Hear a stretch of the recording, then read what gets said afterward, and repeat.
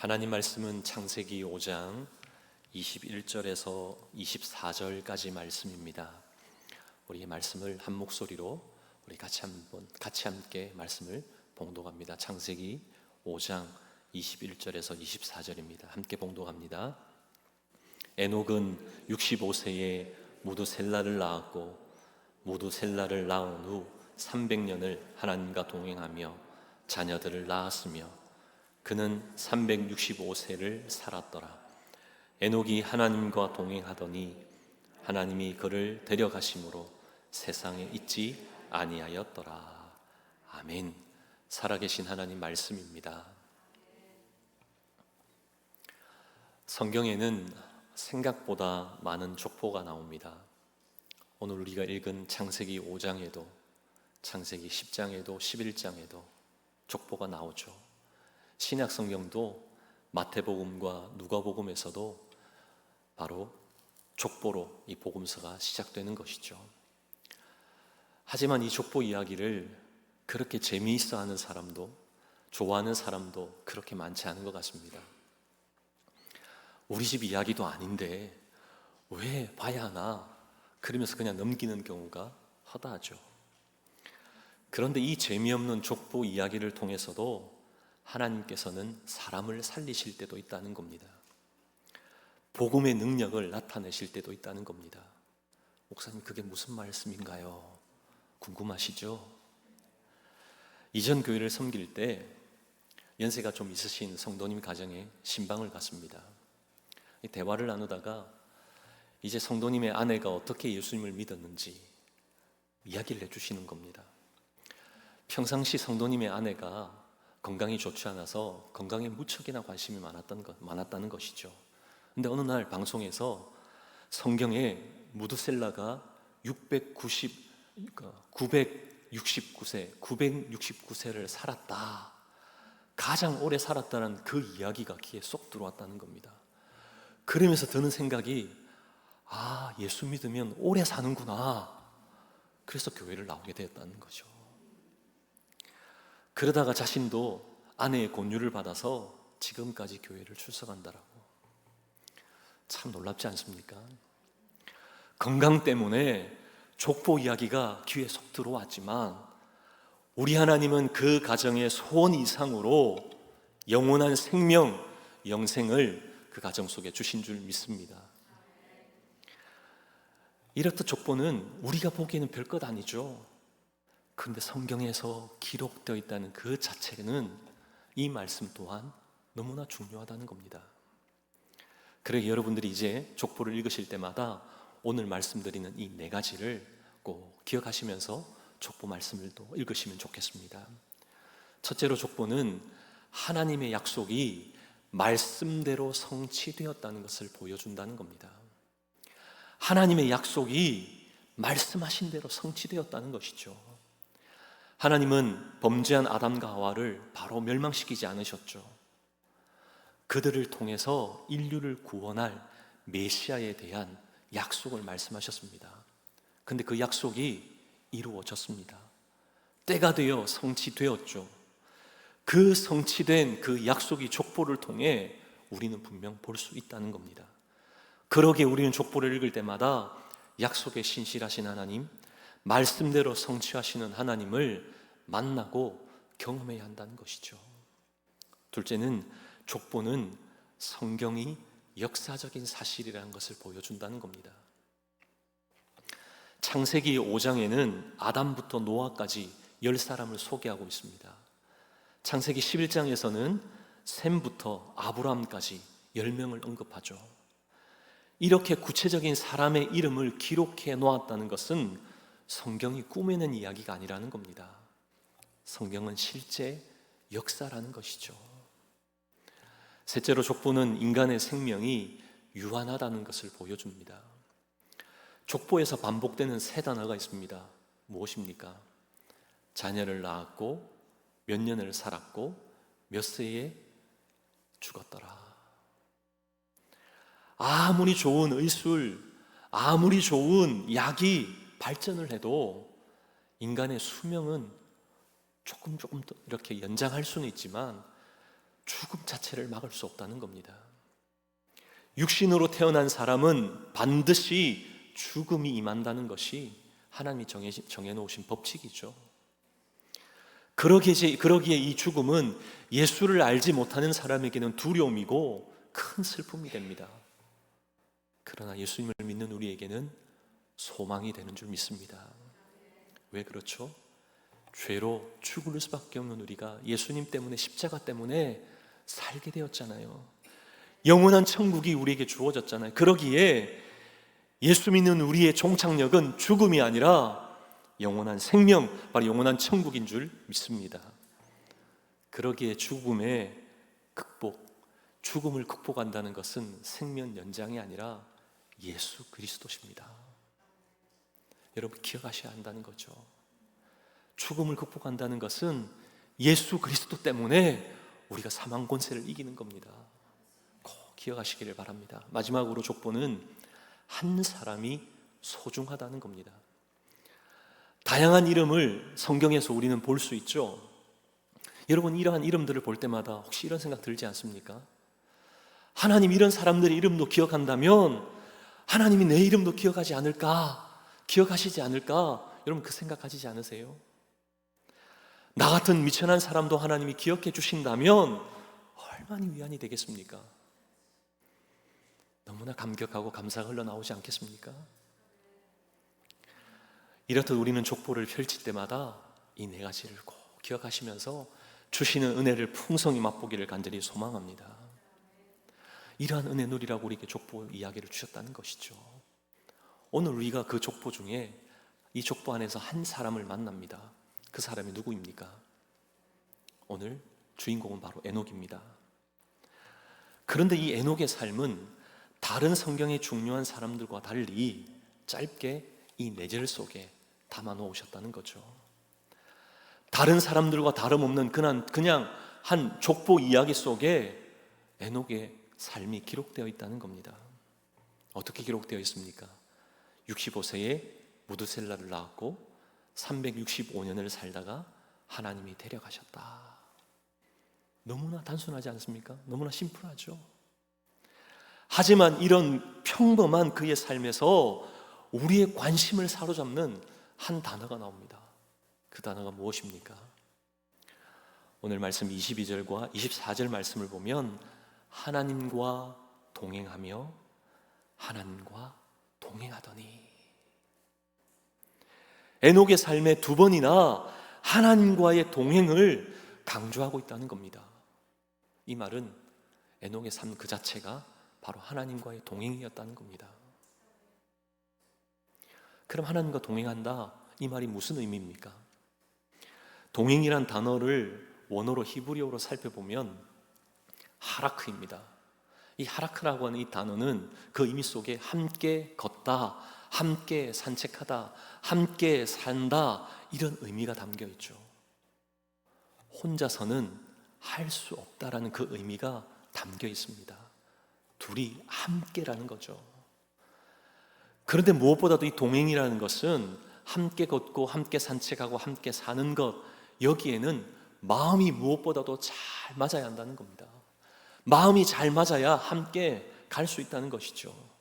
그러기에 아모스 3장 3절 말씀을 보면 두 사람이 뜻이 같지 않은데 어찌 동행하겠으며, 동행하려면 두 사람의 뜻이 같아야 된다, 그렇게 말씀하는 것이죠. 사람과의 동행에서도 그 사람의 마음, 그 뜻이 같은 게 너무나 중요하지 않습니까? 하나님과의 동행도 마찬가지라는 겁니다. 하나님의 뜻과 우리의 뜻이 일치되어야 동행이 가능하다는 겁니다. 그런데 우리가 어떻게 하나님의 뜻과 일치할 수 있습니까? 목사님, 하나님 뜻 쫓아가는 거 불가능이에요, 그렇게 말씀하시는 분 계세요? 그럼 오늘 분명한 답을 얻기를 바랍니다. 우리가 성령의 인도하심대로 따라 살면 자동적으로 하나님의 뜻대로 살아가는 줄 믿습니다. 성령이 이끄시는 대로 사는 것이 바로 하나님과 동행하는 겁니다. 내주하시는 성령님께서 우리의 삶의 방향을 가르쳐 주신 대로 가면 그게 하나님의 뜻이 되는 것이고, 그 뜻이 함께 맞음으로 하나님과 동행이 펼쳐지는 것이죠. 그러게 우리의 생각을 내려놓고 내주하시는 성령님의 생각을 따라가야 한다는 것이죠. 자기 주장, 자기 경험, 자기의 그런 경험, 그런 상식, 그거 붙들고서는 결코 하나님과 동행할 수 없다는 겁니다. 왜 그렇습니까? 우리의 생각과 하나님의 생각은 너무나 많이 다르기 때문이죠. 에덴 동산에서 하나님과 함께 산책하며 하나님과 함께 동행했던 이 아담이 왜 쫓겨났죠? 쫓겨났던 이유는 마귀의 게임에 빠져서 아담이 자기 주장하기 시작하잖아요. 자신의 생각대로 하길 원하잖아요. 그렇게 행동해 버리잖아요. 하나님의 명령, 하나님의 뜻을 따르지 않았기에 그가 에덴 동산에 쫓겨났던 겁니다. 우리가 아무리 많은 지식이 있어도, 우리가 많은 경험을 해도 하나님의 뜻과 일치되지 않으면 결코 우리는 하나님과 함께 살 수 없다는 겁니다. 쫓겨남을 당한다는 것이죠. 예레미야 10장 23절 말씀을 보면 우리 같이 한번 말씀 봉독할까요? 예레미야 10장 23절입니다. 함께 봉독합니다. 여호와여, 내가 알거니와 사람의 길이 자신에게 있지 아니하니 걸음을 지도함이 걷는 자에게 있지 아니하니이다. 아멘. 무슨 말입니까? 무슨 말씀이죠? 우리가 걷는 길 같습니다. 그런데 그 길, 그 걸음을 지도함이 우리에게 있지 않다는 겁니다. 우리의 인생의 걸음을 인도하시고 결정하시는 분이 누구시라는 겁니까? 바로 우리 하나님뿐이라는 거죠. 그러기에 우리는 성령 하나님이 이끄시는 대로, 하나님의 뜻대로 살아갈 수밖에 없는 존재라는 겁니다. 광야 같은 인생을 걸어가지만 우리 주님이 멈추라고 하면 어떻게 해야 되죠? 어떻게 해야 되죠? 멈춰야 합니다. 가면 안 되는 거죠. 쉬라고 하면 쉬는 것이고 나아가라고 하면 나아가는 겁니다. 왜요? 우리는 5분 앞도 단 30초 앞도 알지 못하지 않습니까? 그러기에 우리의 주장, 우리의 생각 가지고 아무리 열심히 살아도 주님의 생각, 주님의 뜻 없이 살게 되면 우리는 결코 그냥 외롭게 우리 혼자 걸어가는 삶이 될 수밖에 없다는 겁니다. 하나님과의 동행은 생각해 볼 수도 없는 것이죠. 그러기에 하나님이 이끄시는 대로, 성령이 우리를 이끄시는 대로 그렇게 살아내는 저와 여러분 되기를 소망합니다.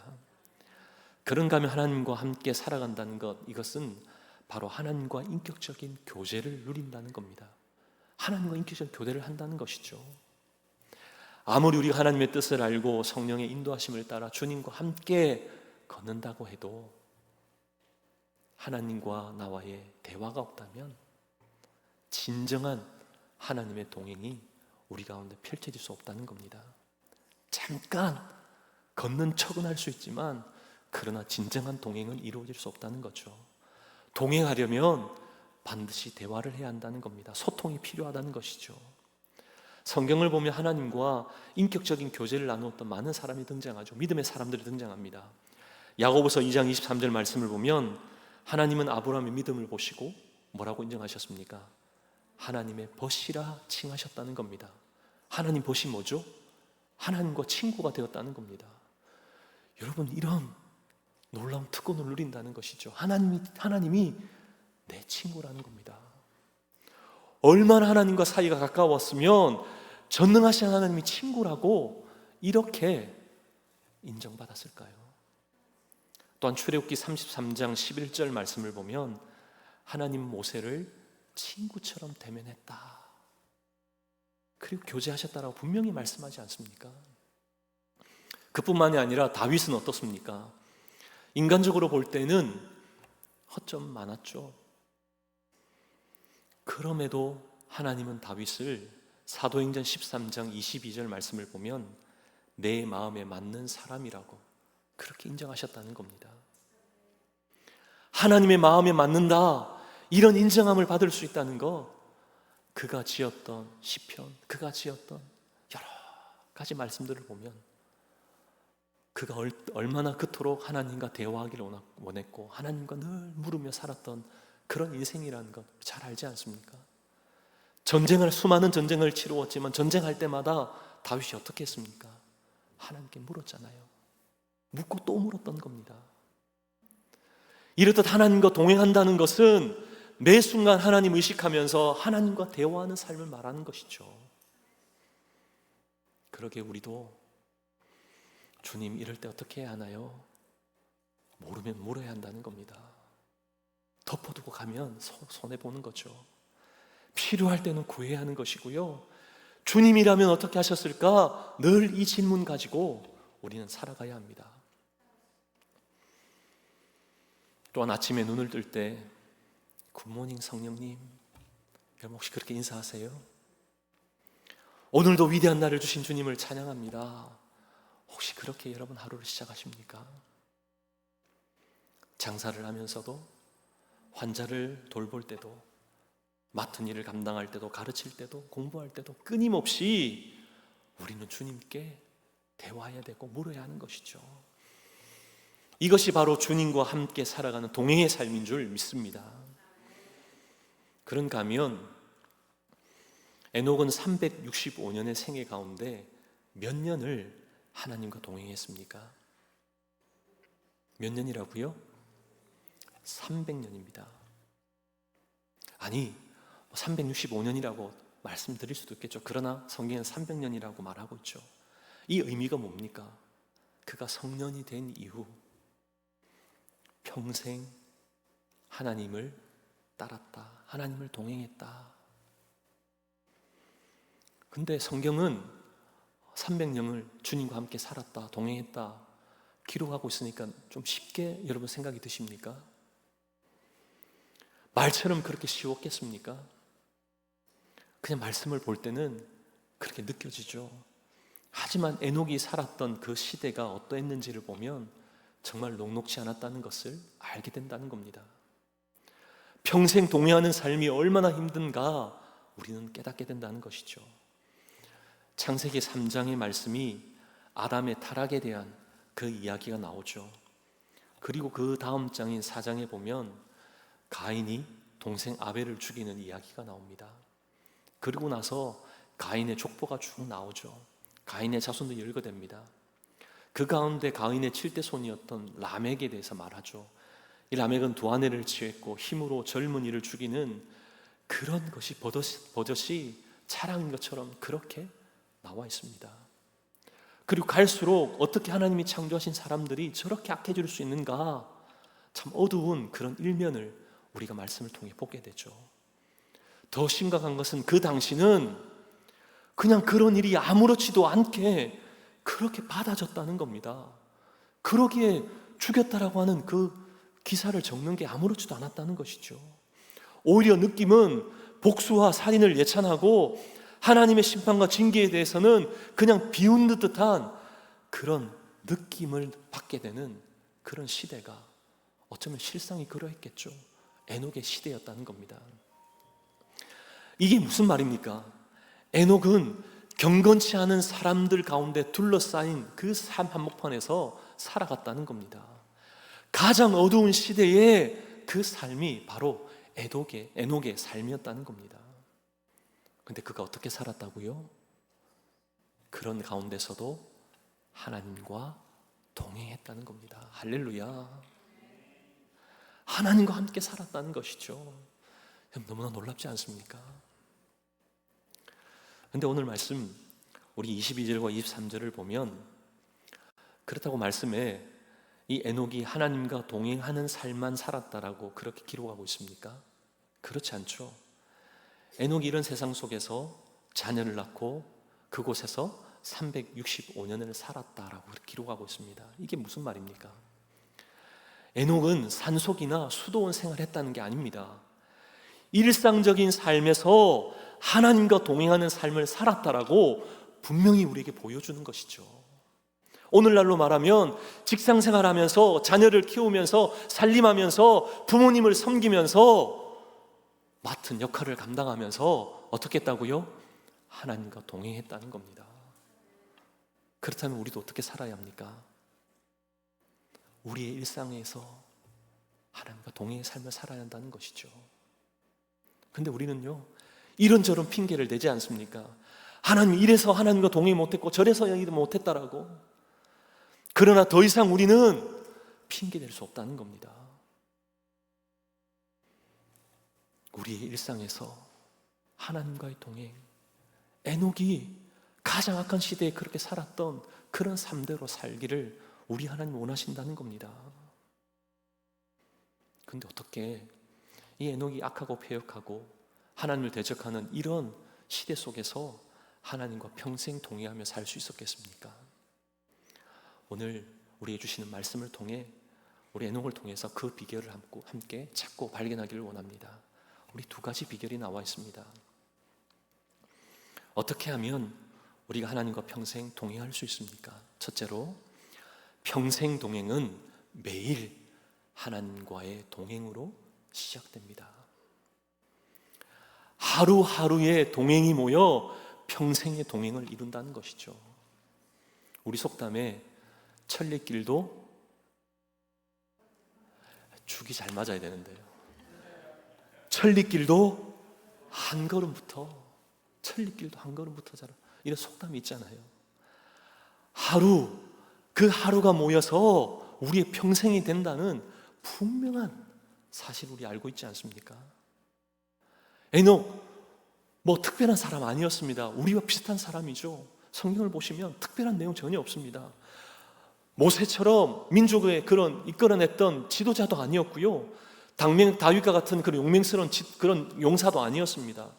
엘리야처럼 850명 바알과 아세라 그런 선제 싸워서 이겼던 그런 영웅도 아닙니다. 그냥 평범한 일상을 산 우리와 같은 그런 사람이었죠. 그런데 그의 삶 속에 한 가지 흔적이 남아있는 거죠. 어떤 흔적입니까? 하나님과 평생 동행한 삶을 산 사람이라는 겁니다. 매일 하나님과 동행하기를 작정하고 하나님을 바라보면서 그렇게 살아낸 하루하루의 삶이 모여 평생이 된 300년이 되었던 그런 삶이 바로 에녹의 삶이었다는 것이죠. 하루하루의 삶을 하나님과 동행하면 평생 동행이 이루어지는 줄 믿습니다. 하루를 건너뛰고 하루 만에 그렇게 되기를 우리는 바라시죠? 결코 그렇지 않다는 겁니다. 매일 하루하루 하나님과의 동행이 시작입니다. 지구를 걸어서 한 바퀴를 돌았던 사람이 있습니다. 데이브 쿤스트라는 사람입니다. 데이브 쿤스트라는 사람, 1970년 6월 20일에 이제 그의 형 존과 함께 미네소타에서 시작해서 뉴욕까지 먼저 걷기를 시작해서 지구를 한 바퀴 도는 그 일정을 시작했습니다. 근데 시간이 지나 걷다가 아프가니스탄에서 형이 총에 맞아서 죽게 됩니다. 그리고 자신은 또 총을 맞아서 심하게 다치게 되죠. 그래서 회복을 위해서 4개월 동안 시간을 보낸 이후 다시금 그가 세운 그 목표를 생각하고 그 일을 이루기 위해서 다시금 걷기 시작합니다. 무려 4년 반이 걸려서 1974년 10월 5일에 지구를 걸어서 한 바퀴를 걸은 겁니다. 그 걸은 거리가 15,000마일입니다. 놀라지 않으시는군요. 15,000마일을 걸었다는 거죠. 그렇게 한 바퀴를 걸었다는 겁니다. 그러면서 그가 한 인터뷰를 하는데, 사람이 마음을 먹고 목표를 세우면 지구라도 걸어서 횡단할 수 있다라고, 목표가 얼마나 중요한지 그렇게 이야기했습니다. 그러면서 한 기자가 이렇게 묻습니다. 어떻게 그 먼 길을 걷게 되었습니까? 근데 너무나 단순하게 그가 대답했던 것이죠. 그냥 하루하루 주어진 분량을 걸었을 뿐입니다. 너무 심플한 대답이지 않습니까? 지구를 한 바퀴 걸으려면 비결이 나와 있습니다. 어떻게 하면 된다고요? 걸을 목표를 정하고 하루 주어진 분량 그렇게 살아내면 된다는 겁니다. 그러면 지구도 한 바퀴 돌 수 있다는 거죠. 데이브의 이 말로 듣기는 너무나 쉽죠. 오늘부터 여러분 목표 세우시고 한번 걸어보세요. 15,000마일만 걸으면 됩니다. 쉬웠겠습니까? 자신도 심하게 다치는 일도 있었죠. 자신 형도 죽게 되었지 않습니까? 몇 번이건 포기하고 싶지 않았겠습니까? 발에 물집도 잡히고 부르트기도 하고, 남자들 군대 가면 행군이라는 거 하잖아요. 너무 싫어합니다. 왜냐하면 너무 힘들기에. 근데 걷는 거 쉽지 않다는 거죠. 쉽지 않은 그 여정 속에서도 마음을 정하고 끝까지 하루 주어진 그 분량 하루하루를 걸었을 때 4년 반 만에 지구 한 바퀴를 도는 그런 업적을 남겼다는 겁니다. 우리에게도 마찬가지 아니겠습니까? 하나님과 동행한다는 것 말처럼 쉽지 않죠. 그러나 하나님과 동행하기를 원한다는 그 간절한 사모함, 그 목표 가지고 하루하루를 우리에게 주어진 하나님과의 동행의 삶을 살아내기만 하면 결국은 우리 하나님이 인정하시는 하나님 동행의 삶으로 살게 하실 줄 믿습니다. 그리고 우리가 할 일은요, 저 마지막을 보는 게 아니라 지금 이 자리, 이 순간에 하나님과의 동행이 있는가, 그것을 점검하셔야 한다는 겁니다. 그렇게 하루하루를 살다 보면 언젠가 주님 앞에 서면 평생 주님과 동행했던 사람, 정상준, 우리 하나님 그렇게 인정해 주신다는 겁니다. 여러분의 이름을 우리 하나님 그때 불러주신다니까요. 그런데 우리가 기억해야 할 것은 이 데이브 쿤스토와 다른 것이 한 가지가 있습니다. 그것은 데이브는 홀로 그 여정을 걸었습니다. 근데 우리는 홀로 걷는 사람들 아니잖아요. 우리 하나님이 오른손으로 붙들고 계시는 줄 믿습니다. 우리 주님이, 우리 성령님이 우리와 함께 걸어가고 계신다는 겁니다. 이게 너무나 큰 차이인 것이죠. 우리 주님 분명히 약속하지 않으셨습니까? 마태복음 28장 20절입니다. 내가 세상 끝날까지 너희와 어떻게 하겠다고요? 항상 함께 있으리라.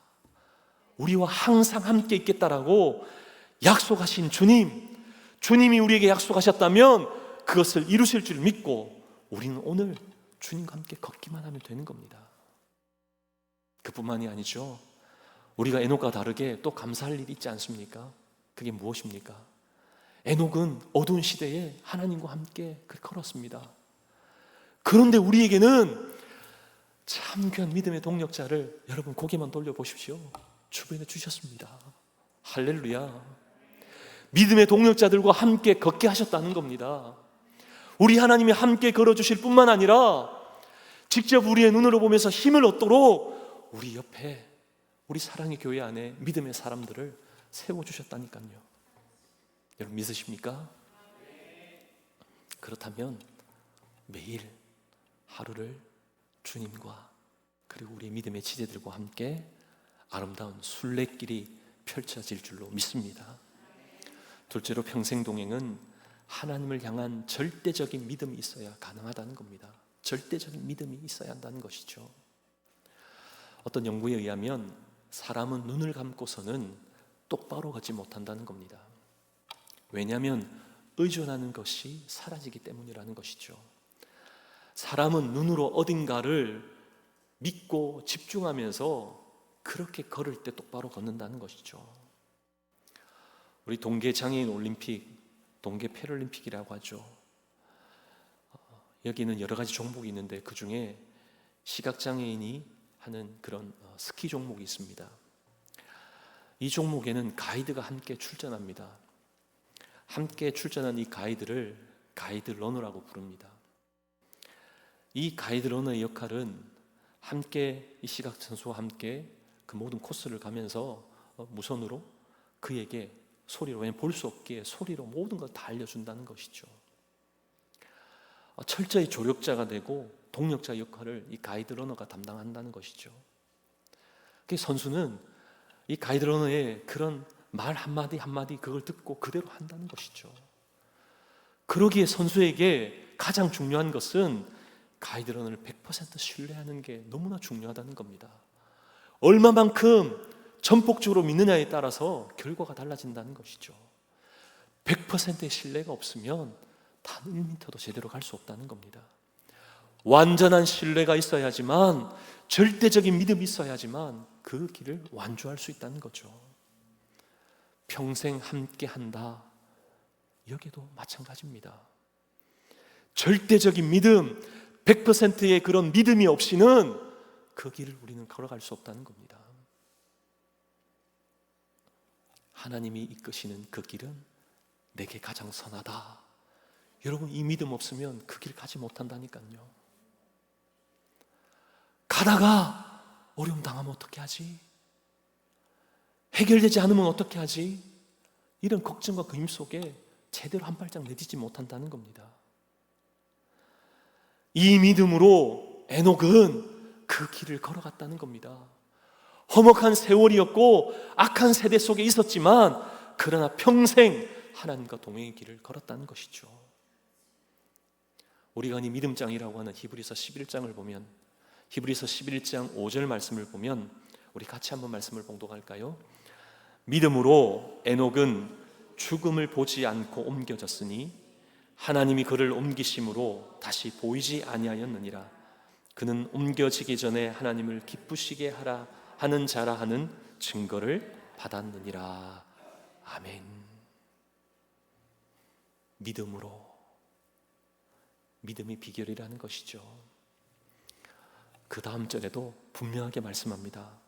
히브리서 11장 6절입니다. 우리 이 말씀 함께 봉독할까요?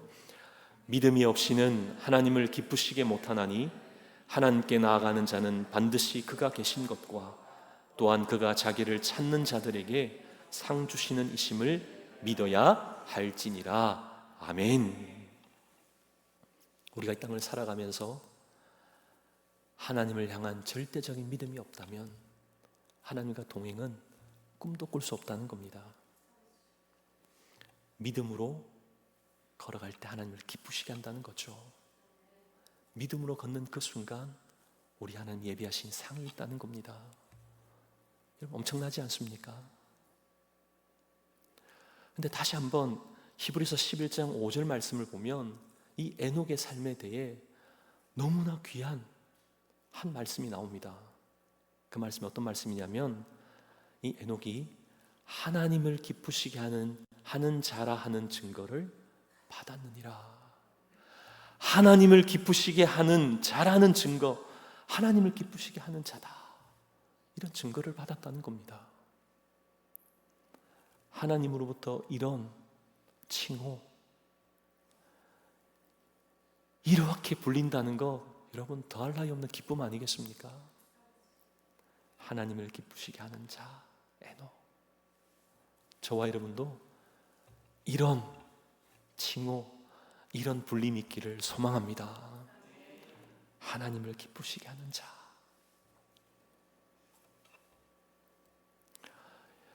이런 하나님의 음성을 듣는 저와 여러분 되기를 간절히 소망합니다.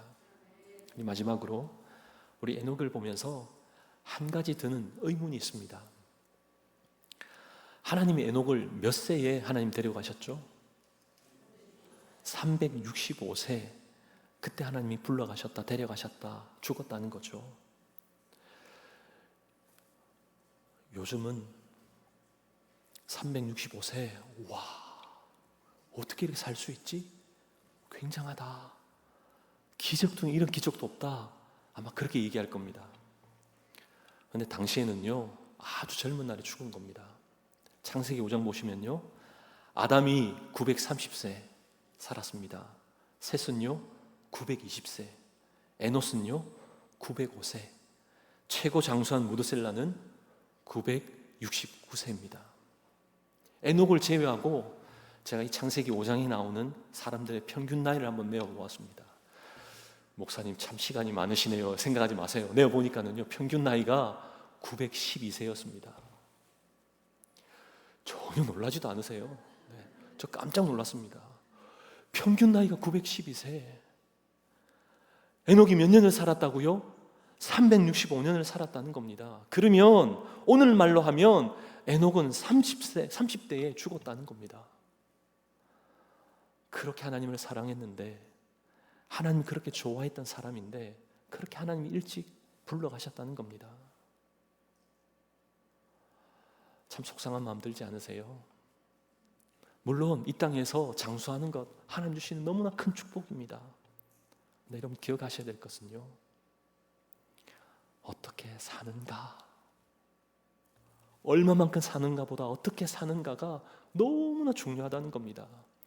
한날을 살아도 하나님과 동행하는 삶을 살 때 그 삶이 하나님이 가장 기뻐하시는 삶이다.